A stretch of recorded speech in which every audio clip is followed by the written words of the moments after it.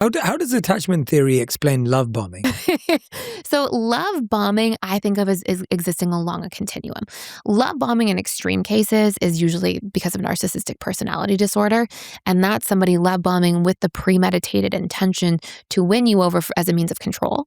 But what actually happens, if we look way further down the continuum, love bombing can be more from a place. Usually we're going to see anxious or fearful avoidance do love bombing. And it's because, at a much lesser degree, and their relationship to it is not because let me win you over so that then you're addicted to me and I can control you. It's from a place of that they usually, because of having so many core wounds and people pleasing behaviors as their adaptation to those core wounds, they have people on a pedestal.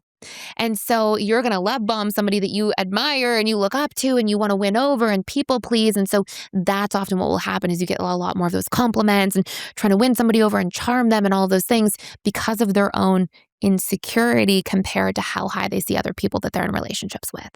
If someone comes on quite strongly to you, sometimes it can be quite infatuating because you're like, wow, I finally found someone who likes me, who loves me, but I've noticed as people are getting wiser, and I'm sure as they do the work, they're like, well, that's a bit strong. It's too early. Like that feels unnatural for you to have such intense feelings. We just met 2 weeks ago.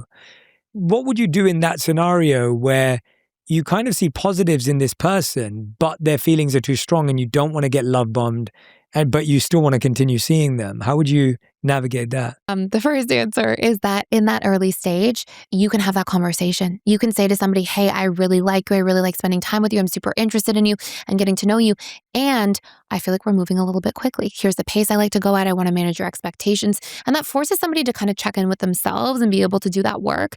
I also tell people all the time, if you're concerned a little bit, you think somebody's amazing, they're very charming, they're very charismatic, and you're concerned a little bit that their love bombing and their charisma could be a sign of a narcissist instead of just an insecure attachment style, because they are vastly different, then one of the best ways to just vet them is to set a boundary with them, because narcissists do not like your boundary, whereas insecure attachment styles, they'll like really honor your boundary. They'll usually be like, oh, I'm so sorry, and they'll be accountable and apologize and acknowledge. And so that's a really good way to separate out the two. It's a great question. And from that particular scenario, if somebody is not respecting your boundary early on, that's a big red flag.